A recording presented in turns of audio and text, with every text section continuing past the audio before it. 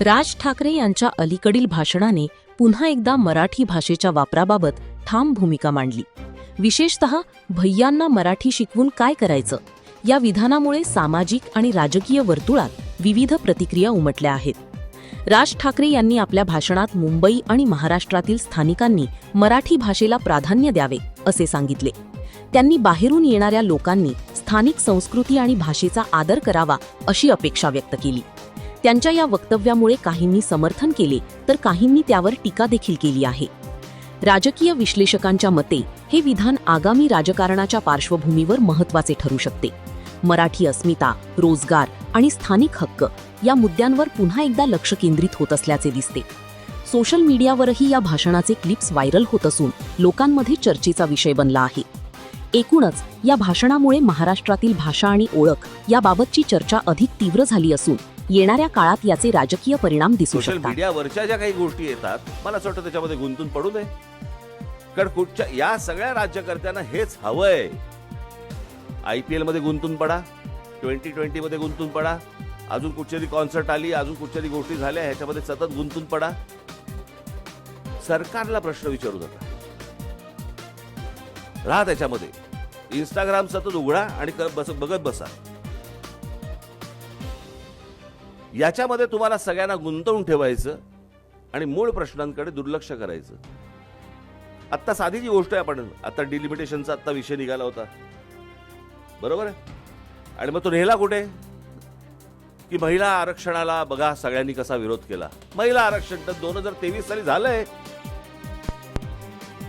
33% महिलांना आरक्षण द्यायचं हे बिल पास झालेलं आहे 23 सालीच. आता महिला आरक्षण आलं कुठून? परंतु ते ज्या पद्धतीने यायला पाहिजे होतं, वर्तमानपत्रातनं, चॅनलमधनं एकदा आलं, दुसऱ्यांदा आलं. हे जे मोर्चे काढत होते, त्या मोर्चे काढणाऱ्या जी लोक होती त्यांना मला असं वाटतं पत्रकारांनी विचारायला पाहिजे होतं 2023 साली काय झालं. मग तुम्ही आता मोर्चा का काढतात?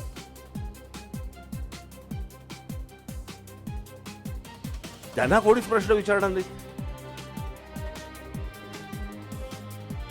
त्यांना आपले सोडून देणार. आणि मग ज्या वेळेला हे अनेक पत्रकार परिषदा मी अनेकदा घेत पण नाही हल्ली. हे असं म्हणाले, तुम्हाला काय वाटतं? तुझं बोल ना, तू ते काय म्हणाले ह्याची तुला काय घेणे? एवढंच सांगितलं जातं चॅनलवरती. हे काय बोलले बघा, आणि मग ह्याच्यावर ते काय बोलले बघा, आणि रात्री संध्याकाळी भिडवून टाका. अख्खा दिवस गेला की झालं आमचं काम. ते तरी काय करणार? मला असं वाटतं की पत्रकारिता आज मी काय संपली बिंपली ह्या मताचा मी नाहीये, ती संपणार पण नाही कधी. अनेक चांगले पत्रकार आहेत, हे उत्तम काम करतायत, ते करतच राहणार. नवीन पत्रकार येतील, तेही करत राहणार. ही आज कोणाची सत्ता आहे, कोणी दबाव टाकत असेल, परंतु कोणीही सत्तेचा अमरपट्टा घेऊन आलेला नसतो. आणि जसं काय म्हणतो आपण त्याला की अशा प्रकारच्या गोष्टी ज्यावेळेला सुरू असतात त्याही जात असतात. सत्तेलाही ओटी लागत असते आणि अपयशालाही भरती येत असते. त्याच्यामुळे त्या गोष्टी होत राहणार. परंतु उद्या आम्ही जर समजा चुकलो, आमचेही कान धरा, ते धरतात. पण जे नेमके खूप मोठ्या प्रमाणावर चुकतायत त्यांचे जरा कान धरा.